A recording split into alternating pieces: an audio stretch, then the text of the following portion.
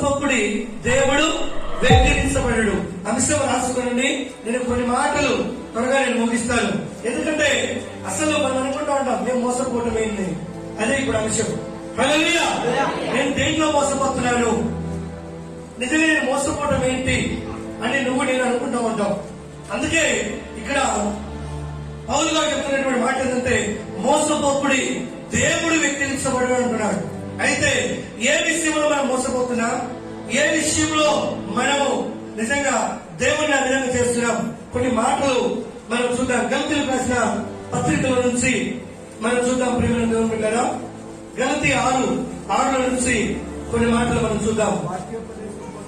వాక్య ఉపదేశము పొందువాడు ఉపదేశించు వాటికి మంచి పదార్థంలో అన్నిటిలో భాగము ఇవ్వలను.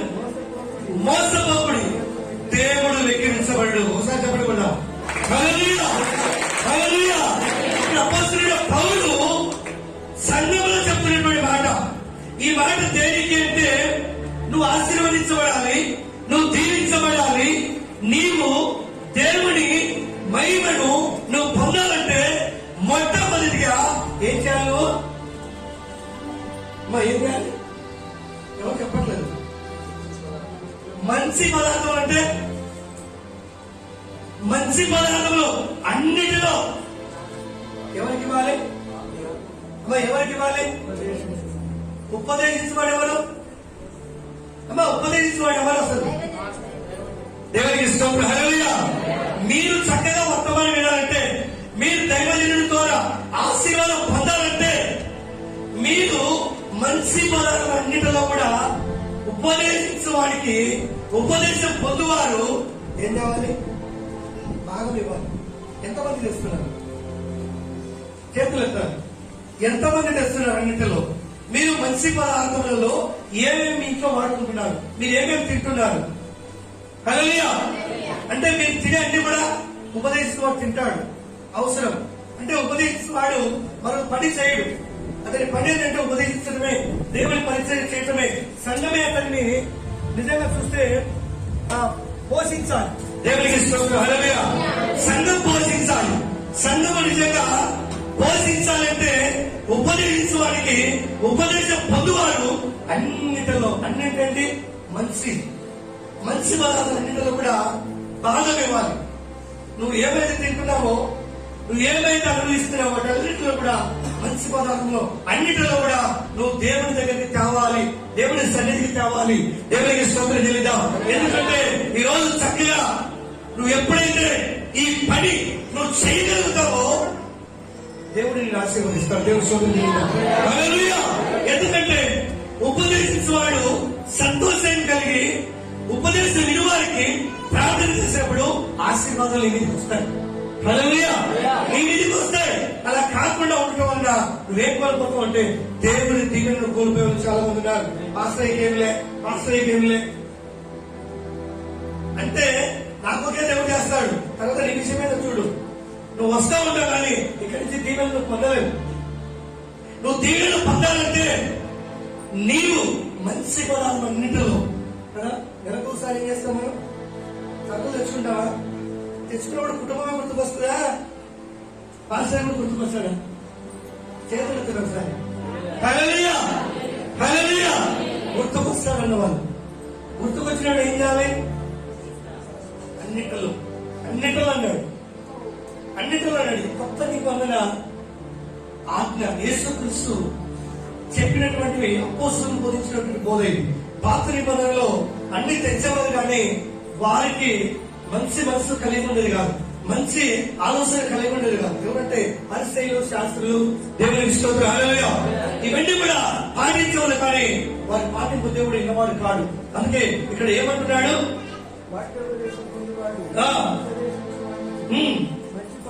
మంచి పదార్థం అన్నిటిలో భాగం ఇవ్వరు. మోసపోకుడు, దేవుడు ఎక్కిరించబడు. హల్లెలూయా. అంటే ఇక్కడ ఉపదేశించేవాడు కాదు మోసపోయేది, ఉపదేశం వినువాడు మోసపోతే దేవుడు ఎక్కిరించబడినంట. ఆయన వేలకు అవమానానికి కర్త కాడు. ఎందుకంటే ఆశీర్వాదాలు అనేవి ఆయన వశంలో ఉన్నాయి. దేవునికి స్తోత్రం.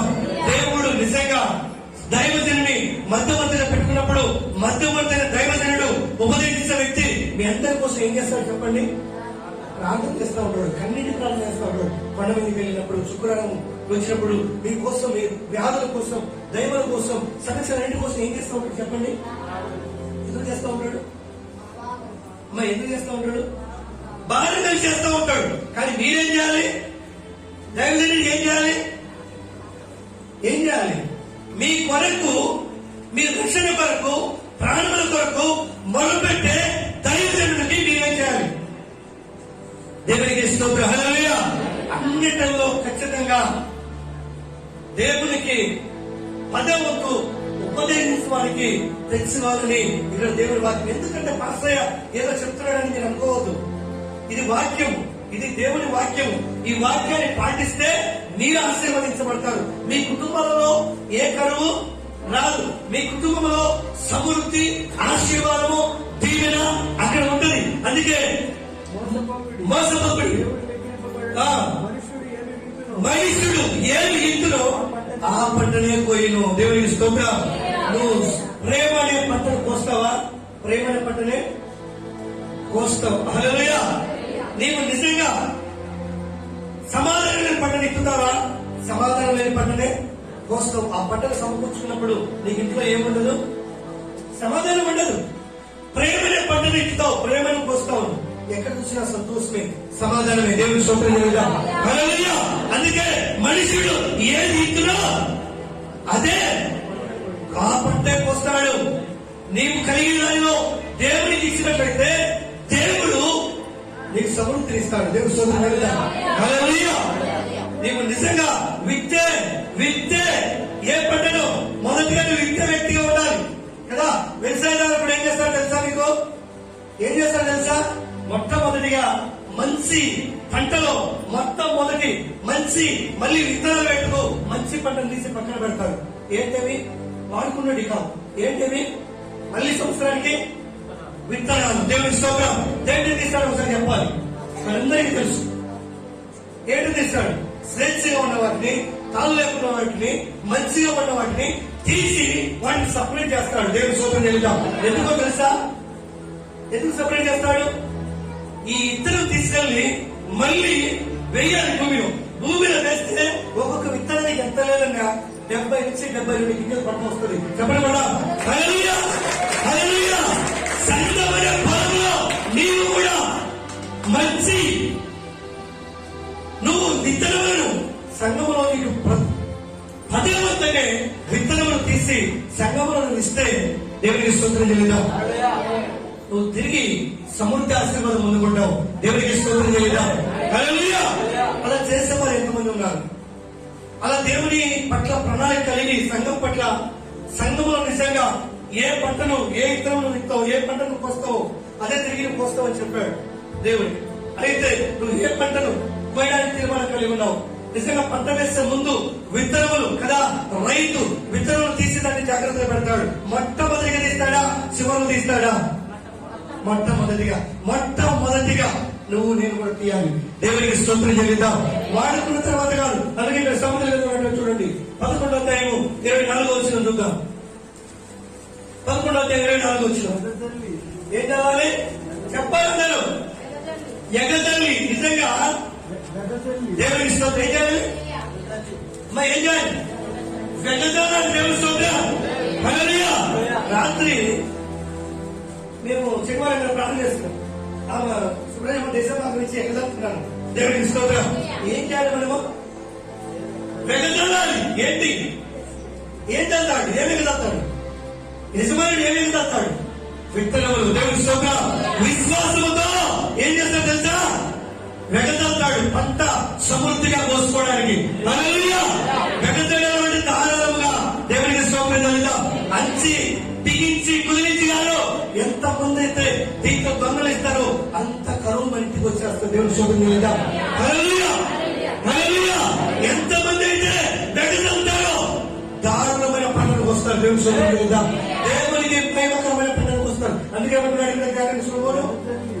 వెగదల్లి అభివృద్ధి పొందువారు కలరు. దేవుని స్తోత్రం. ఎగదల్లి దారుణంగా ఎవరైతే దేవుని విషయం ఎగదలుతారో వాళ్ళు ఏ పంట చెప్పాలి. దానివల్ల మీద మీకు అంచి కుదించి మరి ముందుగా మనం చూసాం ఏ పంట తెచ్చితో ఆ పంటలోకి వస్తామని. హల్లెలూయా. అది మేళ. హాస్పిటల్కి వెళ్తాం, వేలు మీద పెడతాం, దేవుడి దగ్గరికి ఎందుకులే రూపాయి అనుకున్నాడు నా దేవుడు. అందుకే జాగ్రత్త, వెక్కిరించబడిన దేవుడు అంటున్నాడు. హల్లెలూయా కదా. జాగ్రత్త పడండి. నువ్వు దీవించబడాలంటే దేవుడికి ఆరోగ్యం ఇస్తే నువ్వు పని చేసుకోగలుగుతావు. దేవుడికి ఆరోగ్యం ఇచ్చిన దానిలో నుంచి దేవుడిని నువ్వు తీసి పక్కన పెట్టాలి. దేవుడికి స్తోత్రం చెల్లిద్దాం. అది రూపాయ 2 రూపాయల కాదు. హల్లెలూయా. ఇంత దేవుడు అది రూపాయలే కావచ్చు, పక్కన పెట్టేస్తే ఎలా ఒక దేవుడి ఆరోగ్యం దేవుడికి చెల్లించి తిరిగి నువ్వు ఏమంటున్నాడు ఇక్కడ, ఎగజల్లి అభివృద్ధి పొందువారు గలరు, తగిన దానికంట తక్కువ ఇచ్చి లేనికి వచ్చేవారు కలరు. తగిన దానికంటే ఎలా ఇచ్చారంట, తక్కువ ఏమి ఇచ్చేవాళ్ళు ఏమి అని లోపల నలుగుతాడు కొంతమంది. ఏదో 10 రూపాయలు అంటే దేవుని స్తోత్రం. హల్లెలూయా. రేపు ఆ 10 రూపాయలు కూడా బొక్క పడిపోతుంది కింద కదా. ఏమంటున్నాడు ఇక్కడ, తగిన దానికన్నా తక్కువ ఇచ్చి కదా. నీకు 10,000 వచ్చింది అనుకోండి, ఎంత ఇవ్వాలి? 1000 రూపాయలు ఇవ్వాలి. అది ఎందుకు మాస్టర్ గారు 5 ఇచ్చావు అనుకో, ఏముంది అక్కడ కింద? ఏముంది చెప్పండి ఒకసారి. లేని కలు. లేని కలు. నీ జీవితంలో దేవుని పట్ల పరిపూర్ణత కలిగి ఉంటే, దేవుని పట్ల సంపూర్ణత కలిగి ఉంటే దేవుడు నీ ఇంట్లో నుంచి కరువును కొట్టివేస్తాడు. దేవుని స్తోత్రం చేద్దాం. హల్లెలూయా. మొట్టమొదటిగా తీసిన విత్తనములనే గింజ వెగజాలాలి. ఎక్కడ? సంఘములో దేవునికి ఇవ్వాలి. మంచి పదార్థం, మంచి గింజలు మొట్టమొదటిది అది దేవుడికి ఇవ్వగలిగితే దేవుడు తిరిగి నీకు ఇస్తాడు. దేవుని స్తోత్రం చేద్దాం. అలా లేదు మనలో రకరకాల ఆలోచనల వల్ల మనం ఎక్కడ ఉండకపోతున్నాం, అభివృద్ధి కాలేకపోతున్నాం. అందుకే నీవు నేను కూడా గింజలకు దేవుడు ఎందుకు, విత్తనాలకు దేవుడు పోల్చాడు. విత్తనాలకు దేవుడు ఎందుకు పోల్చాడు తెలుసా? ఉపదేశించి వారు ఉన్నారు, వారిని దృష్టిలో పెట్టుకోనండి. మంచి పదార్థంలో వారికి భాగం ఇవ్వండి. వారు తిని నీ కోసం ప్రార్థన చేసినప్పుడు మీరేమవుతారు? ఆశీర్వదించబడతారు, అభివృద్ధి ఉంటారు. ఇస్సాకు యాకోబు తినేం చేశాడు చెప్పాలి. యాకోబు మంచి మేక కూర తెచ్చాడు, ఇస్సాకు వృద్ధాప్యంలో తిని ఏం చేశాడు? ఆశీర్వాదాలు ఎక్కపోయాయి? యాకోబు మీదకి పోయాయి, లేకుంటే ఏసావు మీదకి వచ్చాయి. దేవునికి స్తోత్రం చెల్లిద్దాం. హల్లెలూయా. తృప్తి కలిగినప్పుడు ఆశీర్వాదాలు కూడా అలాగే వస్తాయి. దేవునికి స్తోత్రం. సేవకుడు ఏడుస్తున్నప్పుడు విశ్వాసులకు ఆశీర్వాదాలు రావు. దేవునికి స్తోత్రం. హల్లెలూయా. అందుకే దేవుని వాక్యము చక్కగా విని వాక్యాన్ని పాటించని వారు చాలా మంది మనలో ఇంకా ఉన్నారు. భయపడకుడి. ఉత్సాహంగా ఎగసలు వాడు ఏం చేస్తాడు? సంతోషకరమైన పంటలు పోస్తాడు. నిజంగా తగిన దానికంటే తక్కువ ఇచ్చివాడు లేమిని చూస్తాడు, కరువును చూస్తాడు. ఏదో ఒక దినమో శ్రమ వస్తుంది. అందుకే విత్తనములు నిజంగా దేవుడు ఎందుకు పోల్చాడంటే, ఈ ఇత్తనములు మొట్టమొదటిగా వ్యవసాయదారుగా పోల్చాడు. వ్యవసాయకుడు ఏం చేస్తాడంటే విత్తనం మళ్ళీ తిరిగి సంవత్సరం వేసి విత్తనాలను మంచి మేలు వాటిని తీసి దాచి పెడతాడు. దాచి పెడతాడా చెప్పాలి. దాచి పెడతాడా లేకపోతే ఆ గింజలు తినే గింజలు వేస్తాడా? అవసరమైతే పచ్చైనా ఉంటాడు కానీ ఈ తిండి గింజలు అయిపోయినా ఇతర గింజలు వాడతారా? ఒకవేళ వాడితే చెప్పాలి మీరే. ఒకవేళ వాడితే చెప్పాలి. వాడితే కరువు వస్తుంది. 2 సంవత్సరాలు ఉండదు. నీ భూమి బీడు యేసునామములో. హల్లెలూయా. నీ భూమి బీడు. ఈ దినాలలో దశభాగం తీస్తాం. దశభాగం తీసి అది పెట్టుంటాం. సమయానికి అన్ని ఏం రాలేదనుకో, స్కూల్ ఫీజు కడుతుంది. ఏది కడతావు? దేవుందా? దేవుని స్కూల్ ఫీజు కడితే నీకేమొస్తుందో తెలుసా? ఇతర ఇదే వాడుకుంటే సంవత్సరం మళ్ళీ సంవత్సరం ఏమో తెలుసా నీకు? కనుగేనా? కనుగోలు తగ్గ ఏమన్నా చెప్పాలి. కనుగే ఏముండదు నీకు. హల్లెలూయా. అందుకే స్కూల్ ఫీజు కాదు, హాస్పిటల్ కదా కావాల్సింది. తెచ్చి మొదటిగా దేవుని చెల్లించాలి. దేవుని స్తోత్రం. దేవుని వాడుకొని తిని తర్వాత చూద్దామే, తర్వాత చేద్దామే అని చెప్పేసి దేవుని సొమ్ము తిన్నామనుకో, ఆ ఇంటికి ఆ మనిషికి ఏమొస్తుంది తెలుసా? ఏమొస్తుంది? దేవుడితో తీసి పెట్టావు కానీ ఏం చిక్కింది నీకు? దేవుని సొమ్ము చిక్కింది. దేవుని సొమ్ము తీసుకెళ్ళి దేవుడిది దేవుడే నీదా? ఎవరితో తీసావు? దేవుడితో తీసి ఎవరు చేయించాలి? స్కూల్ యజమానిగా. ఎవరికి చెల్లించాలి? దేవునికి నువ్వు చెల్లిస్తే దేవుడు నీకు ఇస్తాడు. హల్లెలూయా. ఈ రకంగా వాడుకున్నట్టు కూడా చాలా మంది ఉన్నారు. దేవునికి ఇవ్వాలి, దేవునికి ఇవ్వాలి. దేవునికి ఇచ్చినప్పుడే, ఇతరులు సమృద్ధిగా ఉన్నప్పుడే నీకు ఏ కరువు రాదు, నీకు సమృద్ధిని ఇస్తాడు. హల్లెలూయా. అలా కాకుండా మన జీవితంలో చేసే వాళ్ళు చాలా మంది ఉన్నారు. 2 కొరింథీ 9:9 కూడా ఇక్కడ చూద్దాం. చూడండి, మీకు క్లియర్గా అర్థమవుతుంది. 9:9 వచ్చినాం. 2 కొరింథీ విందు విషయమై కదా ఏమంటున్నాడు? ఇందు విషయమై అతడు వెగదల్లి. ఎవరికి సకాలంలో ఎవరు ఉంటారు? ఉన్న వాళ్ళు ఉంటారు, లేని వాళ్ళు ఉంటారు, ఇరువరాలు ఉంటారు. ఎవరు చేయాలి? వాళ్ళకి ఎవరు చేయాలి? నిజమైన ఉపదేశకుడైతే నేను ఇచ్చే దాంట్లో నుంచే తిరిగి ఇవ్వగలుగుతారు. చెప్పండి కూడా ఒకసారి. హల్లెలూయా. హల్లెలూయా. దేవుడు మిమ్మల్ని ఉన్నతమైన స్థితిలో దేవుడు ఉంచాలంటే మొట్టమొదటిగా సంఘములో మీరు విత్తనాలు విత్తాలి. దేవుడు స్తోత్రం చేద్దాం.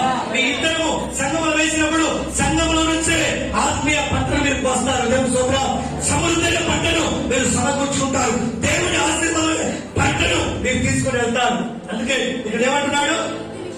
ఇది విషయమై అతడి వెగదల్లి దరిద్రులకు ఇచ్చెను, అతని నీతి నిరంతరము నిలిచినది రాయబడి ఉన్నది. ఇత్తువారికి ఇత్తనములు. దేవుడి స్తోత్రం. జాగ్రత్తగా వినండి. ఇత్తువారికి మొదటిగా ఏం కావాలి? ఇత్తనం. ఈ ఇత్తనే కరువు వస్తే, ఈ ఇత్తనే నీవు రాకపోతే నీకేమొస్తుంది తెలుసా? పొలంలో కరువు. జాగ్రత్త పడండి. ఇత్తువారికి ఇత్తనములు, తినుటకు ఆహారము. దేవునికి స్తోత్రం. దేవుడి 2 ఇచ్చినప్పుడు నువ్వు ఏది వాడుకోవాలో అదే వాడుకోవాలి. దేవుడి స్తోత్రం చేద్దాం. 2 వాడుకొని ఎక్కడుంటాయి కాదు. దేవుడు మొదటిగా ఇచ్చాడు ఇత్తువారికి, ఇద్దరే ఇచ్చాడు. తినటకు ఆహారం ఇచ్చాడు కదా. ఆహారం అంతా అయిపోయి ఇతరాన్ని కూడా వాడుకుంటే నెక్స్ట్ ఏంటి నీ స్థితి? వెతుక్కోవాల్సిన లేని చూస్తావు నువ్వు. దేవుని స్తోత్రం. లేని చూస్తావు నువ్వు. ఖచ్చితంగా దేవుడిని తీయాలి. ఈ దినాలు ఎలా ఉన్నారో తెలుసా? ఇక్కడ 2 పాయింట్లు చెప్పాడు. ఇత్తువారికి ఇత్తనములు, తినుటకు ఆహారంలో ఆయన దయచేస్తాడు. ఎప్పుడంటే సమృద్ధిగా వెదజల్లినప్పుడు ఏం తక్కువ చేయడు. ఈ రోజుల్లో ఏం చేస్తామని తెలుసా? దశంభాగం కూడా చీలుస్తూ ఉంటాం. దశంభాగం చీల్చకూడదు. దశంభాగం ఎక్కడ నువ్వు ఉపదేశిస్తున్నావు, ఎక్కడ నువ్వు ఉపదేశం పొందుతున్నావు, ఖచ్చితంగా అక్కడ వేయాలి. ఏడవ సేవకుడే కదని ఎవరినో పాస్ వచ్చిన ఇబ్బంది అని చెప్పలేదు. వేరేది తీసిన దశంభాగం, సమయాన్ని తీసిన దశంభాగం ఇవ్వకూడదు. బైబిల్ చెప్తారు తప్పు. మీరు ఆశీర్వదించబడరు, వారు మీకోసం ప్రార్థన చేయరు. టీవీలో ప్రసంగాలు చాలా మంది ఉన్నారు. టీవీ ప్రసంగం మీకోసం మాట్లాడాడు. ఆయన దీంట్లో ఇస్తారు. సగం ఇద్దరు దీపా ఏడుస్తున్నాడు. సేల్స్ అప్పుడు ఎప్పటికి నేను శుభ్రం. ఇద్దరం సేల్స్ ఏమైపోతుంది? సగం ఇద్దరు తీసి ఎవరికి ఇచ్చావు? టీవీ ప్రసంగానికి ఇచ్చావు. దాంట్లో ఒక సేవకుడు ఎవరు వచ్చారు, దాంట్లో సగం ఇద్దరం తీసి కాలు ఆయనకి ఇచ్చావు. కాలు బాగా తెచ్చి ఆయనకి ఇచ్చావు. రోజు ఉపదేశం ఉంటుంటే రోజు ఏడుస్తూ ఉంటాడే ప్రార్థన చేసి మీకోసం. ఆ పాస్టర్ తెచ్చావు. ఆ పాస్టర్ చూస్తాడు. చూసినప్పుడు ఏమొస్తుంది చెప్పండి? ఆశీర్వాదం వస్తుందా? హల్లెలూయా. ఆశీర్వాదం వస్తుందా కదా? ఈ విధంగా చీల్చడం వలన ఈ మనం కోల్పోతాం. లేకపోతే దేవుడు ఏమి ఇచ్చాడంటే ఇత్తువారికి ఇత్తనంలో ఎవరైతే దారుణంగా ఇవ్వాలనుకుంటున్నారో వారి జీవితంలో దేవుడు ఎప్పటికీ తక్కువ చేయడు. దేవుడు సోదరుడు సమృద్ధి కలిగిస్తాడు. దేవుడు సమృద్ధి ఇస్తాడు. దేవుడు ఇచ్చేవాడు ఇచ్చుకుంటూనే చేస్తా ఉంటాడు దేవుడు. అందుకే ఇక్కడ ఏమంటున్నాడు? ఇత్తువారికి ఇత్తనములు, తినుటకు ఆహారము దయచేయి దేవుడు మీకు ఇత్తనము దయచేసి ఇస్తాయి కదా. ఆయన ఏం చేస్తున్నాడు అంటే దేవుడు ఇస్తున్నాడు మనకి. ఇతడికి ఇత్తనాన్ని తినడానికి ఆహారములు ఇచ్చు దేవుడు. ఆయన ఏమి ఇస్తున్నాడంటే మనకి విత్తనములు ఇస్తున్నాడు. విత్తనం వేస్తేనే కదా ఫలితం చూసేది. విత్తనం ఎక్కడ వేయాలి? సంఘం అనే పొలంలో వేయాలి. దేవుడి స్తోత్రం. సంఘం అనే పొలంలో ఇదిగో ప్రభా నా కష్టాల్లో వచ్చి ఇది నేను వేస్తున్నానని సంతోషంగా వేస్తే సమృద్ధైన పంటను వస్తావు. సపడబడ్డాను సార్. నువ్వు చేసే పనిలో సమృద్ధిని చూడగలదు. తెలుసా మీకు? వాక్యాల ప్రకారం మనం జీవించాలి. వాక్యాల ప్రకారంగా మనం ముందుకు వెళ్ళాలి. అలా కాకుండా మనము దశభాగం రకరకాలు చేసుకుని అది 10 రూపాయలు కానీ లేదు, 5 రూపాయలు కానీ లేదు. అదే ఇది ఇదే దశభాగమే. కృతజ్ఞత కృతజ్ఞతే. దశమగా ఇస్తే కృతజ్ఞత ఇస్తే శిక్ష వస్తుంది తెలుసా మీకు? హల్లెలూయా. ఇవ్వకూడదు. నీ సేవకుని తప్ప ఎవరికి మరొకరికి ఇవ్వకూడదు. బైబిల్ రూల్, దేవుడి వాక్యం ఇది. దేవునికి స్తోత్రం. హల్లెలూయా. ఆ విధంగా ఇవ్వడం వలన ఆశీర్వాదం నువ్వే కోల్పోతావు. దేవునికి స్తోత్రం చెల్లిద్దాం. అందుకే ఇత్తువానికి ఇత్తటము, ఇత్తనములు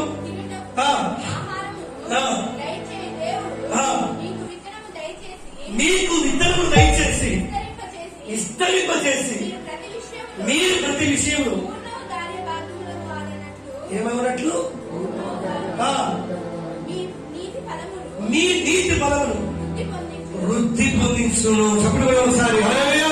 ఈ నీతి ఫలాన్ని ఏం దేవుడు వృద్ధి పొందించాడు. నీతి ఫలం, నీతి ఫలం. నీతి ఫలంలో ఏం వేయాలి? నీతి ఫలంతో పాటు విత్తనం వేయాలి. అదేమవుతుంది అమ్మా? ఏమవుతుంది? వృద్ధి పొందుతుంది. సన్నుడు కుటుంబుడు కాదు. దేవుడికి స్తోత్రం చెల్లిద్దాం. హల్లెలూయా. దీంట్లో నిజంగా మనం చూస్తే మరి కొన్ని మాటలు ఇంకా కింద మార్చుకుందాం. కొంచెంగా ఇటువాడు కొంచెంగా పంట పోయిను, సమృద్ధిగా ఇటువాడు సమృద్ధిగా పంట పోయిను. అది ఈ విషయం. సరుకు కొరకై బలవంతముగా కావి అది వాడు తన హృదయంలో నిశ్చయించుకున్న ప్రకారం ఇవ్వలేను. దేవుడు ఉత్సాహం ఇచ్చేవాడిని ప్రేమించును. హల్లెలూయా. హల్లెలూయా. ఉత్సాహం ఇచ్చేవాడిని ఏం చేశాడు దేవుడు? ప్రేమిస్తాడు. సన్నక్కునగా కొనుక్కునగా ఉత్సాహంగా దేవుడికి చేసి తప్పితే తిరిగి దేవుడు మనకి ఇస్తాడు. అందుకే ఇక్కడ నిజంగా మనము ఈ 3 అంశాలలో కూడా విత్తనాల గురించి మనం చూసాం. అయితే ఇక్కడ మనం చూస్తే 5 అంశాలు ఉన్నాయి. దీనిలో మనం తగ్గగా చూసుకుందాం. అర్పించుట చూద్దాం. చూడండి, అర్పించుట, దేవునికి ఇచ్చుట అంశం రాసుకునే దాని కింద మొదటి పాయింట్ దశమ భాగం. దేవునికి స్తోత్రం. హల్లెలూయా. ఈ 5 మరి ప్రథమ ఫల విషయంలో కూడా మొట్టమొదటి దశమ భాగం. మొట్టమొదటి దశమ భాగము నిజంగా ఇది అర్పించుకోవాలి. దేవునికి ప్రొవైడ్ ఇస్తున్నాడు. సమర్పణ చేసుకోవాలి. ఈ దశమ భాగము ఎక్కడికి రావాలి అమ్మా? ఎక్కడికి రావాలి? ఎవరికి చెప్పలేదు. దేవుని వాక్యాలు కప్పిపెట్టకూడదు చెప్తున్నారు మీకు. హల్లెలూయా. దశమ భాగం ఎక్కడికి రావాలి? సంఘం అనే పొలంలోనికి రావాలి. దేవుని స్తోత్రం. నువ్వు ఏ సంఘంలో అయితే ఉన్నావో ఆ సంఘం అనే పొలంలోనికి రావాలి. దేవునికి స్తోత్రం. ఎక్కడైతే నువ్వు బాప్తిసం, ఎక్కడైతే నువ్వు మేలు పొందుకున్నావు, ఎక్కడైతే దేవుడిని పట్ల కార్యం చేశాడో నీ దశమ భాగము సంఘం అని ఆ సంఘం అని ఉపదేశించే పొలంలోనికి రావాలి. దేవునికి స్తోత్రం. హల్లెలూయా. హల్లెలూయా. మొట్టమొదటిగా ఏంటి? దశమ భాగం ఎక్కడికి రావాలి అమ్మ? ఎక్కడికి రావాలి? రెండోది నిశ్చయించుకుంటే నిశ్చయించుకున్న ప్రకారం అంటే నిశ్చయించుకున్న ప్రకారం అంటే నీవు నిశ్చయించుకోవడం అంటే ఆదివారం వస్తావు. ఇది దశమభాగం కాదు. నువ్వు రూపాయలు వేయచ్చు, 10 రూపాయలు వేయచ్చు, 20 రూపాయలు వేయచ్చు, 100 వేయచ్చు. ఇది నీ యొక్క తీర్మానం. ఇది నిశ్చయించుకోవడం అంటే వారం దశమభాగం రాదు. దశమభాగం ఎప్పుడు వస్తుంది? నెలకు ఒకసారి వస్తుంది. అది నిశ్చయించుకోవడం కాదు. దేవునికి స్తోత్రం. హల్లెలూయా. ఇది ఏంటంట? ఇది సమర్పణ కాదు. ఇది నిశ్చయించుకోవడం అప్పటికప్పుడు. ఇది కానుకలు వేయడం అంటే నిజంగా నువ్వు ఎంతైతే నిశ్చయించుకుంటావో అంత నువ్వు సంతోషంగా వేస్తావు అక్కడ. దేవునికి స్తోత్రం. హల్లెలూయా. ఆదివారం నిజంగా ఇక్కడ మనం చూస్తే మూడోది మొక్కుబడి. మూడోది ఏంటి? మొక్కుబడి కూడా ఎప్పుడు మొక్కుంటాము? ఏదైనా కీడు జరిగితే ప్రభా ఇదిగో నాకు ఇదే జరిగితే ఈ కార్యం నేను చేస్తాను ప్రభా అని మొక్కుంటాం. అది మొక్కుబడి వేరు. ఆ మొక్కుబడి చెల్లించాలి. ఈ మొక్కుబడి తీసుకెళ్లి నేను భోజనాలు మొక్కున్నావా? భోజనాలు పెట్టు. దశమభాగంలో మాత్రం చేర్చకూడదు. దేవుని స్తోత్రం చెల్లిద్దాం. అందుకే మీకు 5 పాయింట్లు చెప్తున్నాను. దేవుని స్తోత్రం. హల్లెలూయా. దశమభాగం ఫస్ట్ చెప్పాడు, నిశ్చయించుకొని చెప్పాడు. ఇదేంటంటే మొక్కుబడి 3వ అంశం. మొక్కుబడి ఏంటంటే నీకు బాగా లేకపోతే ఇదిగో ఈ తీసుకెళ్లి నేను కాంట వేస్తాను, ఇది తీసుకెళ్లి నేను దేవుడికి వేస్తాను. అది మొక్కుబడి. ఆ మొక్కుబడిని చేర్చద్దు. నువ్వు ఆ మొక్కుబడిని మరొక రకంగా ఉపయోగించదు. దేవునికి స్తోత్రం. హల్లెలూయా. అది ఎలా ఉండాలంటే మొక్కుబడిగా రావాలి. నువ్వు భోజనాలు అనుకున్నావా? దశమభాగంలో పెట్టకూడదు. దశమలం వేరు. దశమలంలో తీసేవాడు తీర్చినట్టే, అది తీర్చినట్టేనండి. దశమలం వేరు, ఆదివారం వేసే కానుక వేరు. నిజంగా మొక్కుబడి అన్ని ఒకటే అవుతాయా? మూడు ఒకటే అవుతాయి. చెప్పండి, మూడు ఒకటే అవుతాయి. నేను ఉంటే మూడు ఒకటే అవుతాయా? కావు. నెలకేమో దశభాగము, వారమేమో నిశ్చయించుకొని ఉంటుంది. మొక్కుబడి ఏమో ఎప్పుడో నువ్వు మొక్కుంటావు, ఏదో నీకు పని అవుతుంది. దేవునికి స్తోత్రం. హల్లెలూయా. అది మొక్కుబడి. నాలుగోది ప్రథమ ఫలముల పండుగ. దేవునికి స్తోత్రం. హల్లెలూయా. ప్రథమ ఫలం అంటే నీ వచ్చిన మొట్టమొదటి రాబడి. దేవునికి స్తోత్రం. అది ఫస్ట్ తీయాలి, అది తీసి పక్కన పెట్టాలి. దేవునికి స్తోత్రం. హల్లెలూయా. ఇక్కడ కృతజ్ఞత అర్పణ. కృతజ్ఞత అర్పణ అంటే ఎవరైనా నీ ఇంటి సేవకుడు వస్తాడు కదా, ఇటువాడికి ఇతరము, తిరువాడికి ఆహారం అన్నాడు. ఆహారం పెట్టు, ప్రార్థన చేయించుకో. హల్లెలూయా.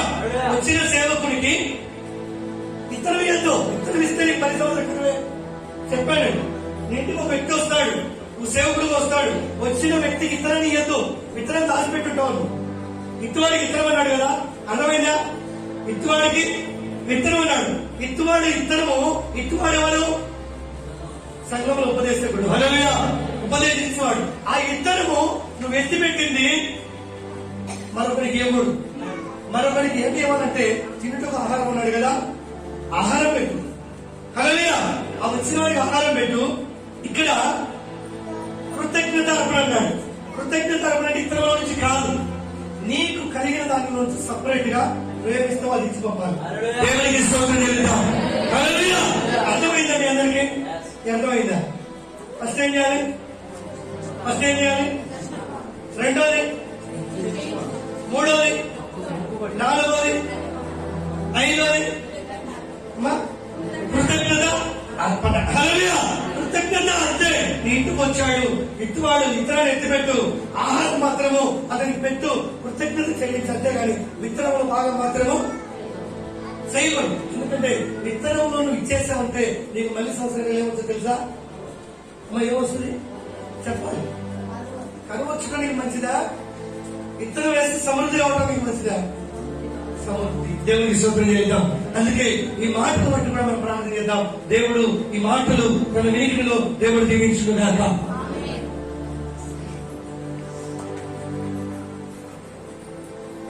ప్రార్థన చేసుకున్నాం. పరిశుద్ధుడానికి వందనాలు తండ్రి, స్తోత్రములు నాయన.